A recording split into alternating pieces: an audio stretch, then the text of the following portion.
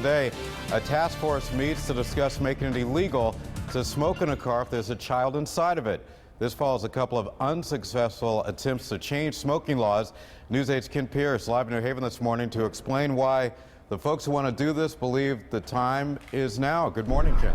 Good morning, Keith. And anybody out there who's a certain age like me probably grew up with a parent always smoking behind the wheel while you were in the back seat breathing all that in. Well, today we know a lot more about the dangers of secondhand smoke. We know it's a bad idea to smoke in a car with a kid, but should it be a crime? Lawmakers in Hartford have been trying to make it illegal for a couple of years now, but they've run into problems, and their solution was to create a task force on this issue, a task force with politicians, doctors, and other experts on it, and that task force meets later on today to vote on its recommendations. One of their concerns all along was how to enforce the ban. How do you know the kid in the car is young enough to be in danger?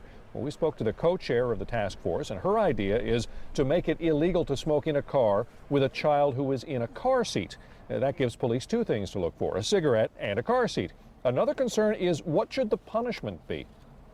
I think we'll have proposals under and some ideas and sort of get a consensus on a ban, on some sort of different kinds of enforcement, a warning, a fine, a class, or online course.